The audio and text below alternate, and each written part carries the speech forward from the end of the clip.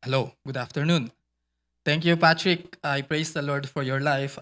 In fact, I was here nung last screening. Last year ba yun? I was here nung last screening. Tapos, di ba sinend sa inyo yung link for that? Tapos trinay ko din siyang sagutin. Sabi ko, pambihira, ang hirap neto. Kaya, mga scholars talaga dito sa CLCC, mga matatalino. Kaya pag nagpipreach ako dito, lagi akong kinakabahan. Kasi mga brilliant. So congratulations nga pala mga kapatid sa mga graduates neto. Di ba? Magagaling talaga. Alam niyo ba may mga flying colors yung mga graduate? Bira. Kahit na hindi kayo graduate with flying colors, bonus na lang yun eh. If naging faithful kayo sa blessing na binigay sa inyo ng Panginoon, sa scholarship na binigay sa inyo ng Panginoon, blessing na lang yung mga ganong mga awards. I know that malayo pa yung mararating. So praise God. I thank the Lord for the life of Patrick. Ngayon, my assignment this afternoon is to estudyante din ako eh. Estudyante na din ako kasi mas majority ng mga listeners natin ay mga students. So ako, ang assignment ko this afternoon is to preach, to talk to you about this topic, walking by faith daily, which is kind of hard topic to preach on. We're talking about, pag ganitong topic ang pinag-uusapan natin, we're talking about yung pag-mature sa faith, something like that, na you are aware that that every step of your life you have to be perfect. You have to be living that in the present. But I'm getting ahead of myself. So tone can build or break a marriage in seconds. I did not put that there. Pero ba talaga yan yung sinend ko? Kayo na-edit nyo yung ano ko PowerPoint ko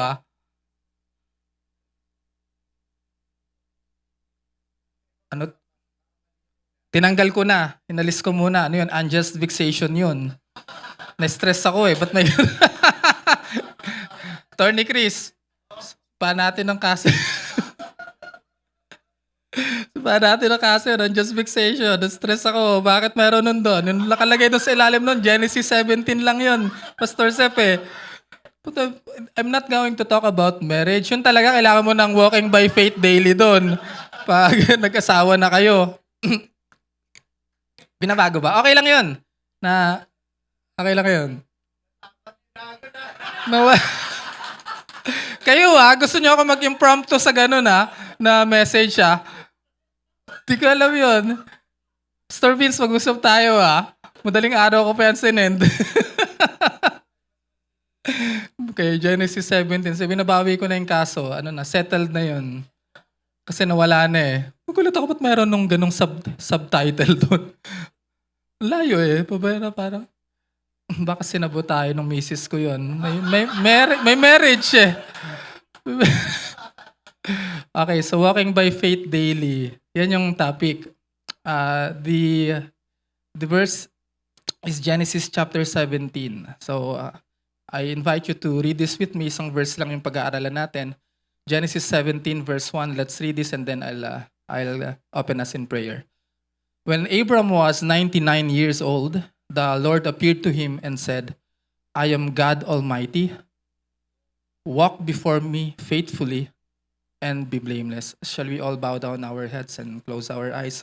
Our Father in heaven, we praise you, we thank you, we magnify your name this afternoon. Lord, magnify yourself in our midst. Itaas niyo po, Panginoon, ang inyo pong dakilang pangalan, ang inyo pong dakilang purpose sa aming mga buhay. We praise you, Lord, and we thank you because you're doing great things, not just in our lives, but in your creation. So it's our prayer, Lord, that this afternoon you will open our hearts and open our eyes as we look into your word and as you challenge us to be faithful before you. This is our prayer in the most precious name of your Son, our Lord and Savior, Jesus Christ.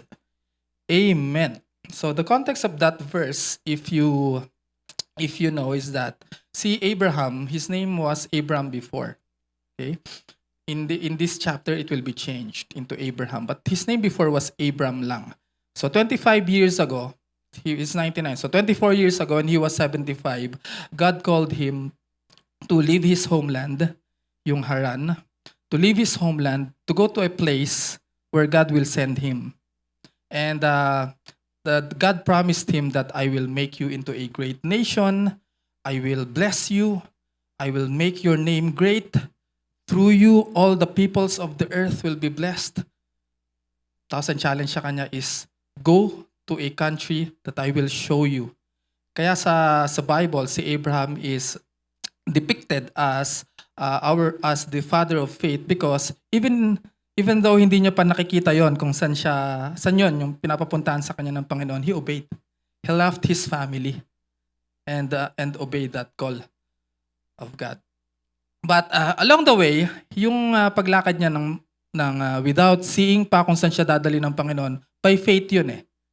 Okay? Walking by faith yun. Kahit na hindi mo pa nakikita kung saan ka dadali ng Panginoon, but you believe that God has a wonderful plan for your life. You don't see it yet. Sabi sa kanya, go to a place that I will show you. Okay? Ang layo pa nun. Even without seeing that, Abraham obeyed God.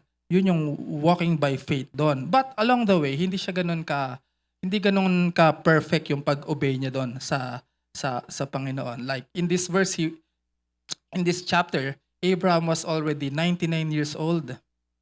13 years before this, may ginawa siya na decision nilang mag-asawa na hindi maayos, hindi kalugod-lugod sa Panginoon.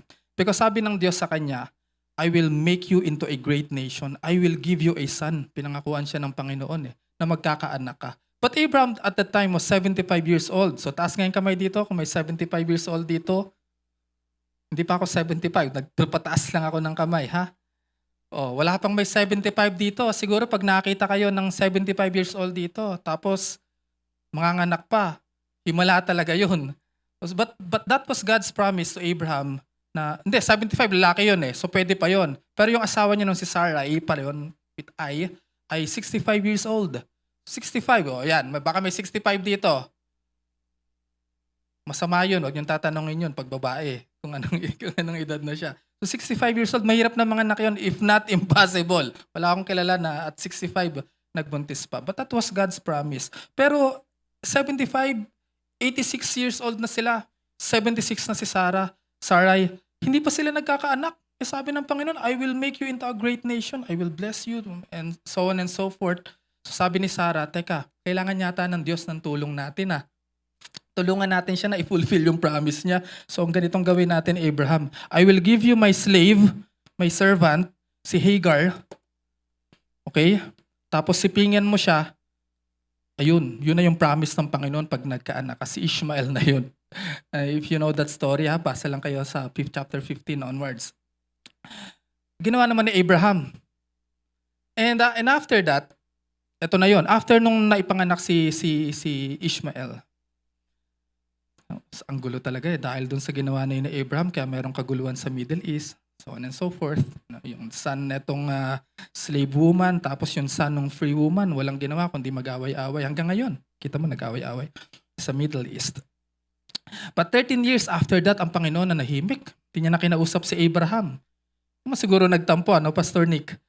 Dahil sa ginawa na yun ni Abraham tsaka ni Sarai, na trinay nilang tuparin yung promise ng Panginoon sa pamamagitan ng flesh, sa pamamagitan ng kanilang kaisipan, sa pamamagitan ng kanilang sariling diskarte.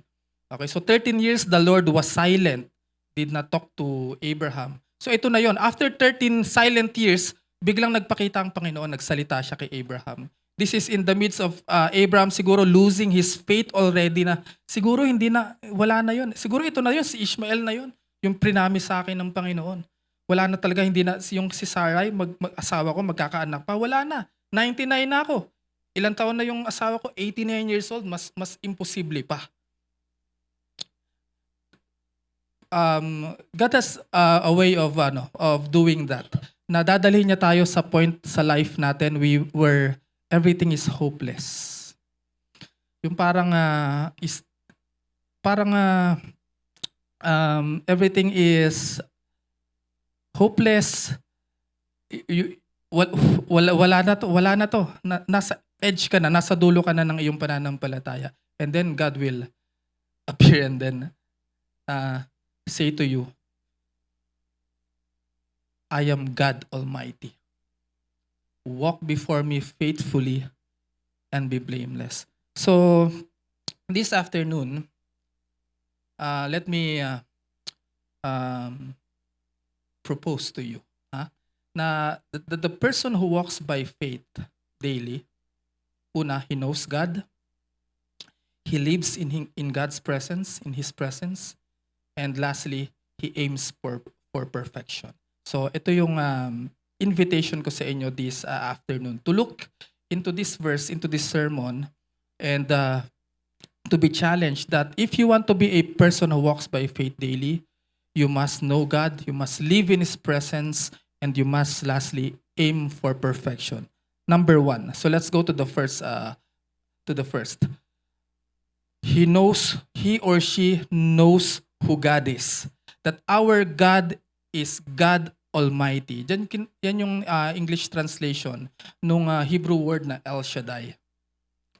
I am El Shaddai. I am God Almighty. Sa ibang translation, I am God who is all-sufficient, who is unchangeable in my strength.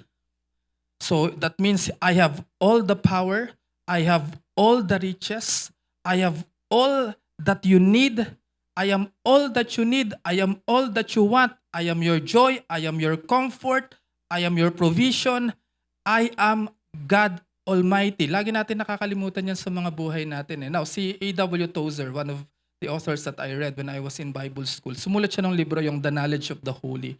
Ang thesis niya doon sa libro na yun, sabi niya, what we think about God is the most important thing about us. Kung anong pagtingin natin sa Panginoon, yung mga ini-entertain natin na thoughts about God, that's the most important thing about us. Sapagkat kapag maliit ang tingin mo sa Panginoon, diyan ang gagaling lahat ng mga kasalanan paggawa natin ng mga kalokohan, mga pagsuwail natin sa Panginoon. If you think that God is small, you think that ito lang yung pananaw mo sa Kanya, ganito yung mga ginagawa mo.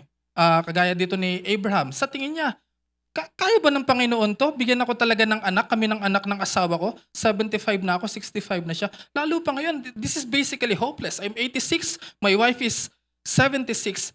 Absolutely, God cannot do this. Di ba? Pwedeng mag-isip ka ng ganun eh. So he's now entertaining that kind of thought na it's impossible even for God to do this. Humanly speaking, this is impossible. But God said, I am God Almighty. I am God Almighty. In Genesis chapter 18 verse 1, it asks this question, is anything too hard for the Lord? Ito yung sinabi ng Panginoon nung natawa si Sarah dahil sabi kaya ang pangalan nila, ang unang anak nila, ang pangalan, kung kaysa isa lang anak, ang pangalan si Isaac, ang ibig sabihin ng laughter. Bakit laughter? Kasi nung sinabi ni God na magkakaanak si Sarah at her age, at her age 99, so 89, 89 pala. At her age, sabi ng Panginoon, I will give her a son. Si Sarah natawa. Kaya ayun, yung pangalan ng anak nila si Isaac. Comedy yung pangalan. Isaac. Sabi ng Panginoon, ba't natawa si Sarah? Why did she laugh? Is anything too hard for the Lord? Kapatid, sa buhay mo, sa tingin mo na parang hopeless sa buhay mo, God is asking you this question. Is anything too hard for me? Diyan sa problem mo. What's your problem right now? What is it that you need? Na feeling mo minsan, dahil ito yung kailangan ko, Lord, ito yung dapat eh. Tapos, parang hindi naman sasagutin to ng Panginoon. So, diskartihan ko na to. Kung paano, bahala na. Kahit hindi nakakalugod sa Panginoon, gagawin ko na to.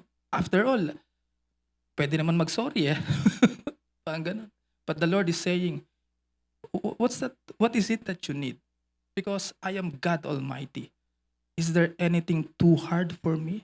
Anong kailangan mo, pera? Is anything too hard for me? I am the source of all riches. Anong kailangan mo? Strength? Is that too hard for the Lord? I am God Almighty. I am unchangeable strength. I am strength. I am El Shaddai, Almighty. You need strength? Is that too hard for me? What do you need? Amen, mga kapatid? Kasi I don't know what you're going through right now. But walking by faith requires you to know who God is in your life. Kasi kung you will entertain low thoughts about God, then ang tendency is for you to be like Abraham, na dadaanin nila sa sarili ng diskarte, yung pag-fulfill ng Panginoon ng kanyang promise. God is basically saying here that I don't need you eh. For me to be able to fulfill my promise, sinabi ko sa iyo yun eh, gagawin ko yun. Whether, I don't even need your help. That's how almighty I am. I don't even need you to help me. I told you that I'm going to give you a son. I'm gonna do it. I will move heaven and hell for that to happen. Is there anything too hard for me? You know the answer. Nothing is too hard for the Lord. Diba? Kailangan ko ring marinig ito mga ganitong message kasi minsan sa work ko, being a lawyer, napakahirap din. Alam ni Attorney Christian, parang may mga bagay na parang ang hirap, malulusutan ko ba to? Maitatawid ba to? This is a good reminder for us ng mga lawyers. Baka sa akin, that's too hard. But I have a God who is God Almighty. Na to Him, nothing is hard at all. Even for a woman at the age of 89 para magkaroon ng anak. Amen, mga kapatid? That's a God that we worship. A God who is Almighty. So, walking by faith daily requires for us to know that our God is Almighty. In Jeremiah chapter 32 verse 17, Lord God, it is you who have made the heavens and the earth by your great power and by your outstretched arm. Nothing is too hard for you. So many years after that question was answered, nothing is too hard for you. Nothing is too hard for you. You need strength as of God. You need wisdom as of God. You need money? Don't ask me. Ask of God. Sabi nga nung presidente ng seminary namin dati, kasi nagpapascholar din kami doon sa seminary. Tapos parang ang onti lang namin. Tapos yung minamanage mo, parang kailangan ng roughly around, sabi sa akin, roughly around 150 million every month para mag-operate yung school. Saan mo kukunin yun? Sabi ng presidente namin, sabi niya, magwi-withdraw tayo sa langit. Hihingi tayo sa Panginoon. Tama din eh. So, wag sa akin, ha? Nakita niyo yung bank account ko. Nothing is too hard for the Lord. Nothing is too hard for you, Lord. Pagtingin mo sa bank account ko, konti na lang to ah. Nothing is too hard for the Lord. Amen? Amen, mga kapatid? Nothing is too hard for the Lord. Then, secondly, bilis 3 points lang to. Pangalawa na tayo. Question pala, ano yun na 28:18? Kasi pababa yung countdown niya eh. Wala yun? Oras ko yun? Ayun nga eh. Nakita ko kasi imbis na pa-increase, nadi-decrease. 20. Double check ko lang. Baka may nagbubukas dito. Kaya nga eh. Gulat ako pag may nagka-countdown dun ah. Aware naman tayo dyan. Ready tayo dyan. Pang ilang slide pa lang yun. 19 slides yan. 16 slides pa yun oh. Lagay dun 16. So secondly, a person who walks by faith daily. So number 1, he knows God. Number 2, he lives in His presence. He lives in His presence. Ang sabi dun sa verse, I am God Almighty, walk before me faithfully. This is where we got our concept of coram Deo in Latin, meaning you live in God's eyes, in God's gaze, na parang at every moment of your life, coram Deo, God is looking at you. God is looking at me. Tinitingnan ako ng Panginoon. So, we have this tendency kasi na kapag, di ba, parang, halimbawa, yung mga nagtatrabaho sa opisina, pag walang nagbabantay sa'yo, wala yung boss mo, 'di ba? Parang iba rin yung ugali mo, iba yung conduct mo, iba yung mga sinasabi mo, iba lahat. Pero kapag dumating na yung boss, para sa amin 'to sa seminary, so biglang, oh yun, tama po yun, biglang bumabait, biglang umaayos, 'di ba? Pati yung pananalita, wow, nag-iiba lahat. Um, Walk before me. Let's have that kind of awareness na sa bawat minuto, bawat segundo ng ating mga buhay, ang Panginoong Diyos ay nakatingin sa atin. Tayo ay nasa presensya niya. Tayo ay nasa kanyang kaharian. In fact, wala tayo sa kanyang kaharian lang. We are in the very chambers of the King. And you know, kapag nandun ka sa chamber ng king, nasa presensya ka ng hari, hindi pwedeng, di ba? Alam nyo na yun, may mga decorum dyan eh. Pagkasama mo yung may kasama kang his majesty, her majesty. Everything with you. Di ba? Pag nagsalita ka, yung actuations mo, yung character mo, yung conduct mo, yung attitude mo, lahat nag-iiba. May we have that kind of awareness in our lives na kahit na nag-aaral ka lang, nagbubukas ka lang ng cellphone, pati yung, di ba? Kahit nalagyan mo pa yan dyan ng mga katulad ng cellphone ko na hindi mo makikita sa gilid, di ba? Ikaw lang makakita. Kahit may ganyan pa yan dyan, nakikita ng Panginoon yan because you are in His presence. Ito yun eh, walk before me. Notice that it is walk. It's not run before me. It's not sprint before me. It's walk. Yung panahon nila, wala pa naman mga motor noon, wala pa mga sasakyan. So yung mga tao doon, they walk quite a lot. That's their ordinary way of life that they walk. So meaning in the ordinariness of your life, walk that before God's presence. Live that in God's presence. Kahit anong ginagawa mo. Kaya nga sabi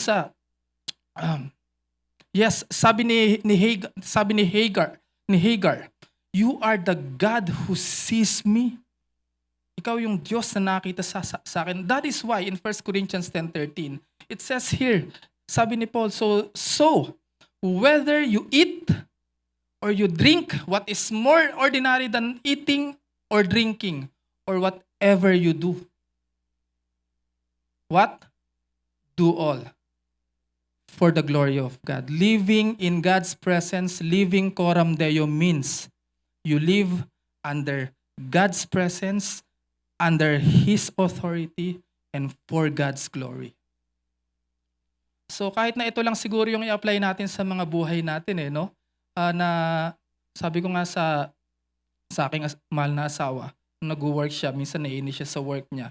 Tapos parang sabi ko sa kanya, alam mo, nakikita ka naman ng Panginoon habang nag-work ka eh. So habang nag-work ka, nag-iiba yung conduct mo. Understand that God is our boss.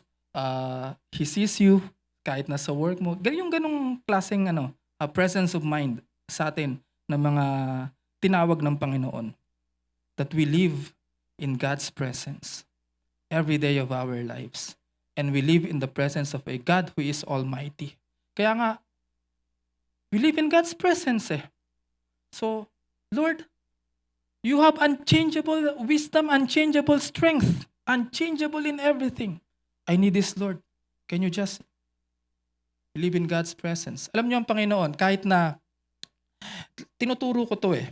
Pansinin ninyo, nung una ninyong nakilala ang Panginoon, you feel, wow, parang hinahawakan ka ng Panginoon lagi. Parang ramdam na ramdam mo siya. Lalo yung bago ko pa lang, parang same lang din sa mga relationships. Pag bago pa lang kayo, ibang level yung mga kilig moments ninyo, di ba? Lagi nyong gustong magkasama. Lagi nyong gustong magkadikit yung katawan ninyo. Yung ganun ka-sweet, ganun nyo ka-feel na feel yung bawat isa. Tapos, napansin ba ninyo na habang tumatagal, yung dati ninyo parang gabi-gabi, minuto, updatean, di ba? Walang katapusang ganun. I think the same is true with God. Nasa simula, hinahawakan ng Panginoon yung ating mga kamay. Ramdam na ramdam natin yung presensya niya. Na talaga, I am walking before God. Pero, tingnan nyo ngayon, I don't know about you, but in my case, this is true. Hindi ko naman araw-araw pagkagising ko sa umaga, I don't feel God. I don't know about you. If you feel Him, na pagkagising nyo pa lang, wow, parang niyayakap na ako ng Panginoon, then good for you. But most of the time, in the ordinariness of my life, parang ang antigang parang hindi ko siya ma-sense, hindi ko siya ma-feel. Lalo na kapag nasa mga challenges ako in my life, sa mga problems ko, mas lalo pang parang undistant niya. Parang mas lalong hindi ko siya makita, hindi ko siya ma-feel. Now, I came to the understanding that that is how God operates. Yun yung modus operandi niya. And you know why? You know why? Sapagkat yung pananampalataya, yung pananampalataya natin, yung totoong test niyan, ay hindi kapag nandyan yung Panginoon at nararamdaman mo siya.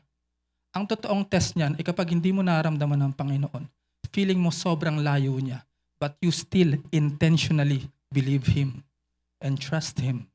Amen, mga kapatid? Yan yung true test of faith. True test of faith. Kahit na nasaan ako, yung misis ko hindi iniisip na kung anong kalokohan ginagawa. Ginagawa ko. Na kailangan ko siya, 'di ba? Yun yung totoong faith. Na okay, hindi 'di ba? Ang sarap nun kung iisipin ninyo yung Panginoon habang tinitingnan tayo ngayon because we live in His presence. Dinitouch niya yung sarili niya sa atin. Tingnan nga natin ito. Tingnan ko nga itong anak ko na ito. Kung kahit na hindi niya ako maramdaman, kahit na feeling niya, iniwan ko siya, ang layo-layo ko sa kanya. Tingnan natin. Let's see if he will keep the faith, if he will still trust me, if he will still hope for me, if he will still wait for me. And I'm telling you, most of your life, that will be the case. And those are the times when God is most glorified in us. Yung kahit na parang feeling mo iniwan ka ng Panginoon, but your faith holds still. Na kung kailan ka parang bibitaw, mas lalo mo pang kinakapitan. That is where God is most glorified in us, His children. Amen? Mga kapatid, do not test yung true faith. Hindi yung kapag, I sobrang feel ko ang lapit ng Panginoon. But during those times, like here, during those silent years, certain silent years na parang ang Panginoon hindi nagsasalita, hindi nagpaparamdam. Will you keep the faith? Will you still walk daily by faith? Will you still think that I am God Almighty? That I know what I'm doing? So, lastly, 18 minutes pa yan. 18 minutes pa yan. But, mahaba na lang yung prayer. Mahaba na lang yung prayers. Sabi ni Pastor Zep. Pero kasi, itong C, ang subpoint na ito, 10. 3-point sermon, tapos yung last na C, merong 10 subpoints. Kaya mahaba pa. Hindi po. Last na po talaga yan. Pero mas gusto ko lang magtuon ng pansin dito. Okay? Aims for perfection. Kasi ito yung mas controversial ito dito sa tatlo. A Christian person who walks by faith daily aims for perfection. We aim for nothing less than perfection. Again, sabihin nyo ngayon, perfection. Perfection. Ang sabi ng Panginoon, walk before me faithfully and be blameless. Sa King James Version, andun yung translation na, and be perfect. Be perfect. God demands nothing less than perfection. And that is logical. You know why? Because our God is perfect. We have a perfect God. That is why He gave us His perfect law. In Psalm chapter 119 verses 7 to 10, it says here, the law of the Lord is perfect, converting the soul, refreshing the soul, rejuvenating the soul. Pare-pareho lang yan. The testimony of the Lord, that's the law of the Lord. The testimony of the Lord is sure, making wise the simple. The precepts of the Lord are right, still the law of the Lord. Rejoicing the heart, the commandment of the Lord is pure. enlightening the eyes. Our God who is perfect gave us His perfect law. That is why He demands nothing less from us but perfection. Because we have a perfect God. I can tone this down but I can't. Sana kung yung Diyos natin hindi perfect eh. But we are serving an Almighty God who is perfect. That is why the call is for you to be blameless. Walk before me and be blameless. Be perfect. The fear of the Lord is clean, enduring forever. The rules of the Lord are true and righteous altogether, more to be desired. Pag-usapan namin nung nakaraan ng mga kaibigan ko na ang maganda talaga na iregalo sa mga asawa gold. Kasi yung gold hindi nagbabago ng value eh. Pag binilan mo ng bag na mamahalin, kahit 100,000 yun, pagkabili nun, magkano na lang ang resale value nun, di ba? So nawala na yung value ng pera mo. Pero kapag gold yung binili mo, hindi nagbabago yung value. Na may main store value siya. Minsan tumataas pa. So parang highly desirable talaga yung gold. The law of the Lord, which is perfect. Ang sabi dito ng psalmist, is more to be desired than gold. Mga mahal kong kapatid na mga kababaihan, there is something more to be desired than gold, and that is the perfect law of the Lord. Even much fine gold, sweeter also than honey and drippings of the honeycomb. In Philippians 3 verse 12, no, this is 2 Timothy 3:16, 17. Did I put that there? Ako yung naglagay ng Philippians 3:12. Hindi, yung kanina yan. Hindi, iba yan. Nalipat yan dyan. Second count ng unjust vexation na to. Kahit ilan yan eh. Pwede tuloy. 2 Timothy 3:16, 17 yan ha. Mayayari tayo kay Pastor Nick. Bible student natin. 2 Timothy 3:16, 17 yan. I think I double check that. Pakinote na lang yun, Attorney Chris, you're my lawyer. Okay? Cyber unjust vexation to kasi public eh. Ginamitan ng information and communication system. Nakikita ko si Uncle gumaganon pa. Parang may testigo. Pagtitestigo ka ba? No, 2 Timothy. That's okay guys. Okay lang yan. Kasi ang pinag-uusapan natin pa naman, perfection, di ba? Tapos sablay yung verse, di ba? Perfection pala. Ano ka ngayon? Back to you, Pastor. Back to you. Nobody's perfect. Di pa ako tapos eh. Banat pa nga tayo ng nobody's perfect eh. Di ba? Oo nga eh. Yung ko, naunahan niyo ako eh. Aims for perfection. Ayusin ko. Ayun. Ba? Palakpakan natin ang ating IT team, na tech team natin.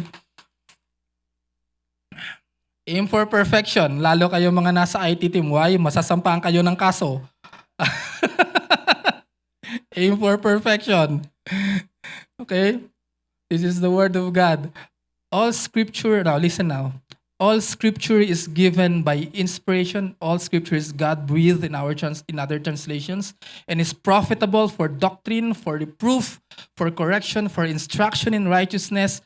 That, sabayan nyo nga kayo, underline natin, that the man of God may be perfect, complete sa ibang translation, adequately prepared, sabi doon, thoroughly furnished unto all good works. Yung scripture dyan, basic, actually is the Old Testament. Wala pa naman silang New Testament during their time. Pero Old Testament pa lang yun God-breathed scripture.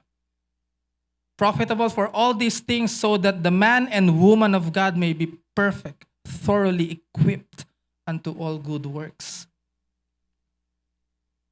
In Matthew 3:48.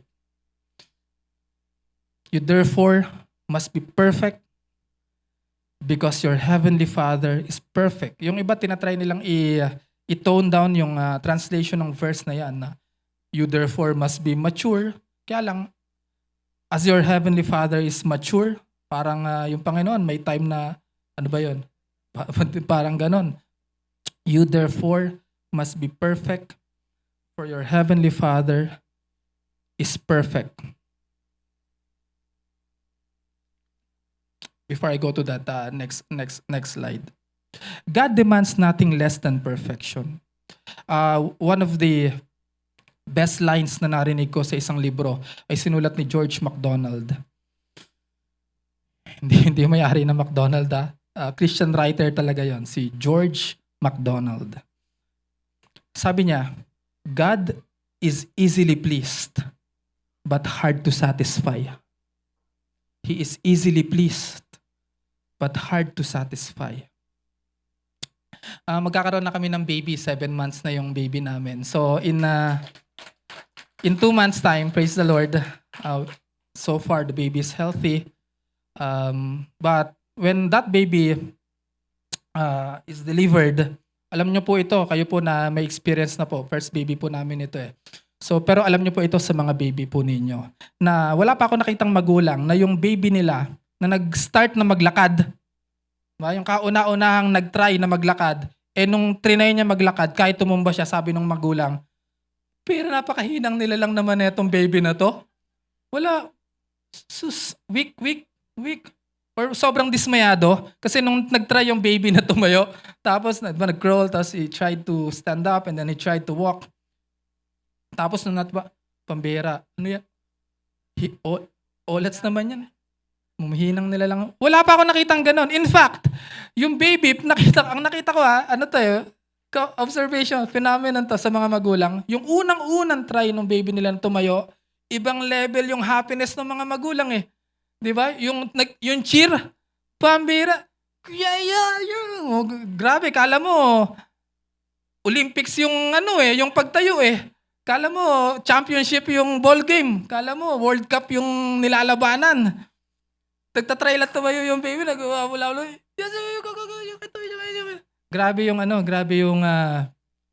yung pleasure ng mga parents dun sa simple attempt ng baby to stand up. God is easily pleased. Like parents, ganun yun. Our parents, like parents of that baby, they are easily pleased. In the same way, God is easily pleased. But God is hard to satisfy. You know why?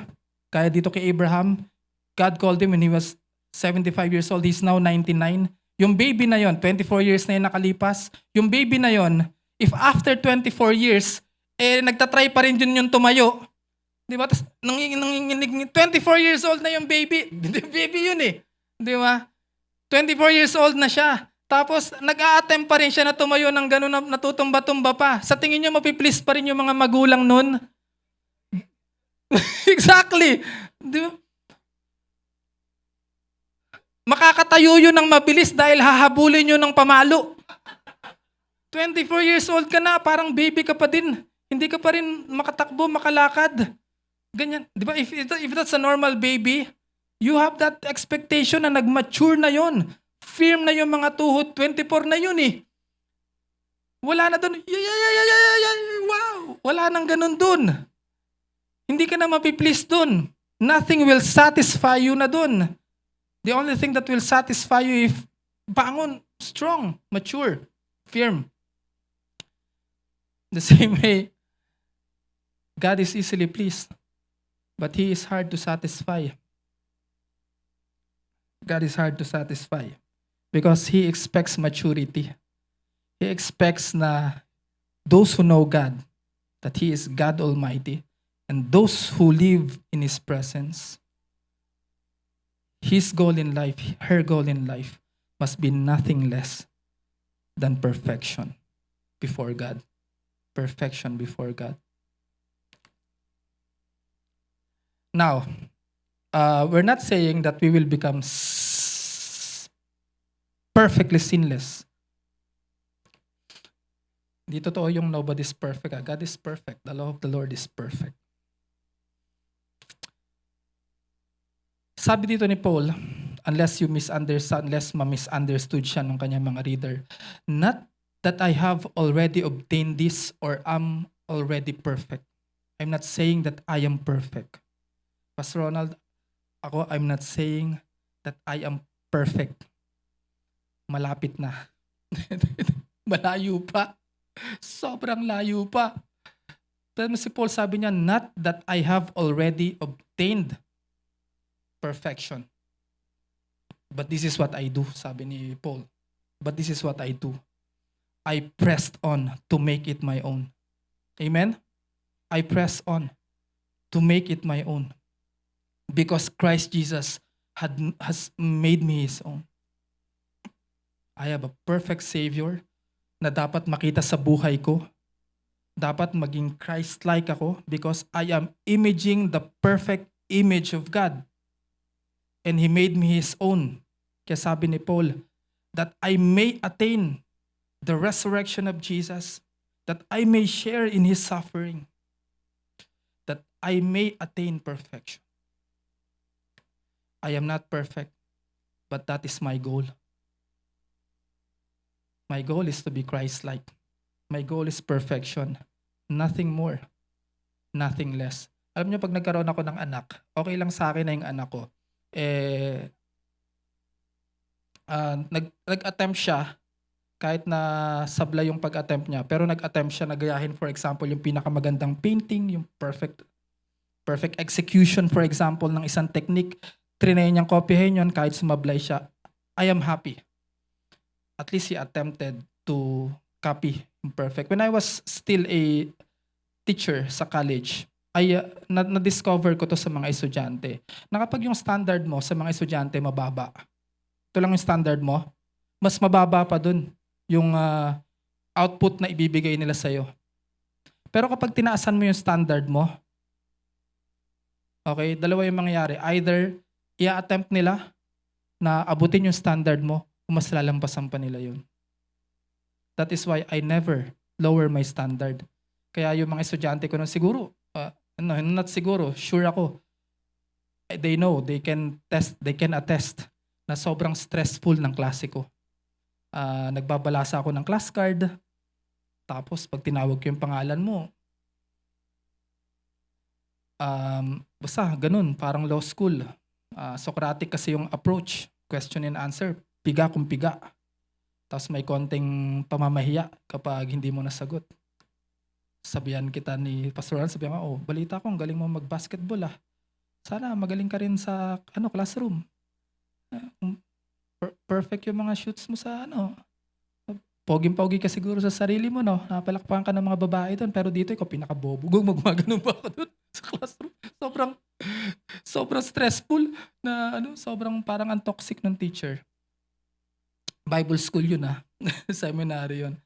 Pero I realized that na kapag mataas yung standard na sinet ko, tinatry nilang abutin yung standard or lampasan pa.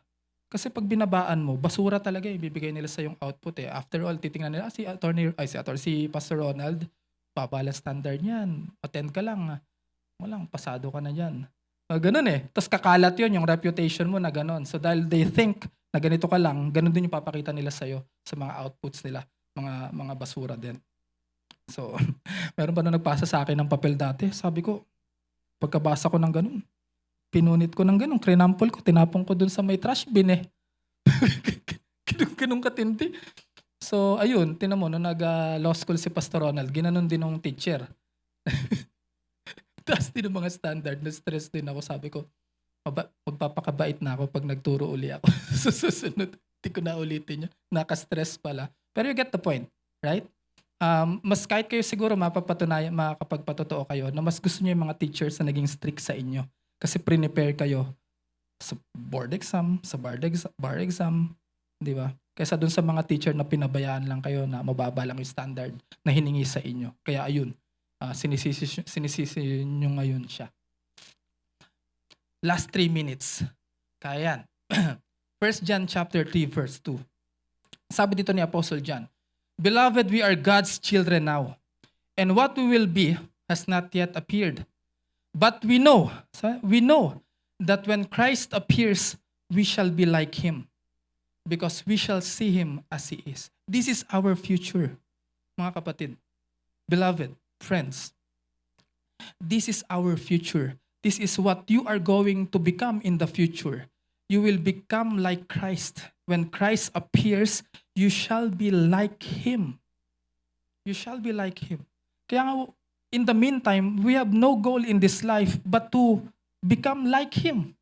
Kung yun yung patutunguhan natin, if that's the promise, that we will become like Christ and we shall see Him as He is, Can you imagine itong klaseng pagkatao ko na to? Minsan pag tinitingnan ko, nag-introspect ako sa sarili ko at mabasa ko yung ganitong promise ng Diyos sa scripture that I will become like Christ because I will see Him just as He is. That to me is unthinkable. How can someone like me? Pagkagising ko pa lang sa umaga, puro kalokohan na yung iniisip ko. Di ba? Nag-i-struggle ako na masunod ko yung kalooban ng Panginoon sa buhay ko that I may live before God's presence, that He is looking at me, that I will live coram Deo. But this is the promise. I don't know how this is going to happen. That is why I too am walking by faith daily.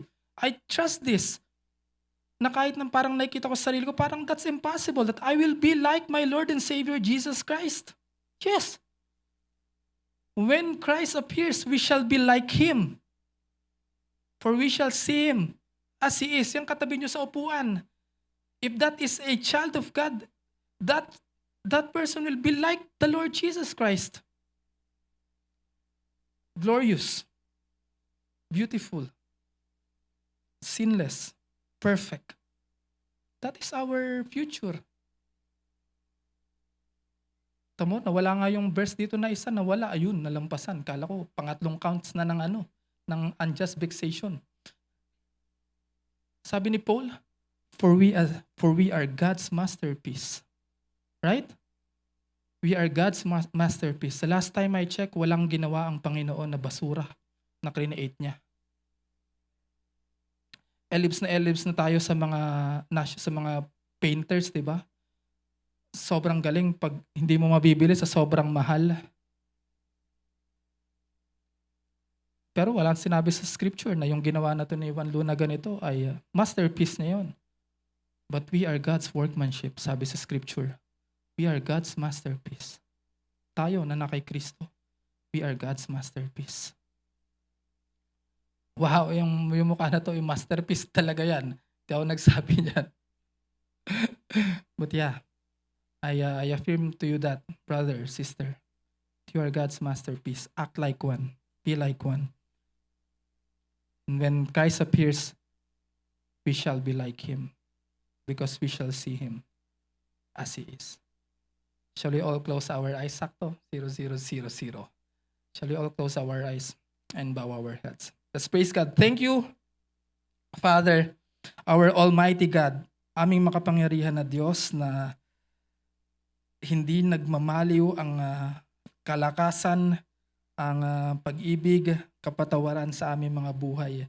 At lagi nagpapaalala sa amin at laging humihimok sa amin sa pamamagitan ng inyong mga salita, ng inyo pong layunin sa aming mga buhay. We thank you, Lord, for your words. We thank you for the challenge. And we thank you because you have given your Holy Spirit to dwell in us, to empower us, so that we will be able to accomplish whatever it is that you want us to be accomplished. So that it will not be in our power, but it will be through the power of the Holy Spirit that we will be able to know you, to live in your presence, and to aim for perfection. We thank you, Lord, for your great love sa bawat isa pong naririto. Panginoon, if there is still a soul in this place na hindi pa po nakakakilala sa inyo in this kind of way, intimate way, I pray, dear Father, that the Holy Spirit would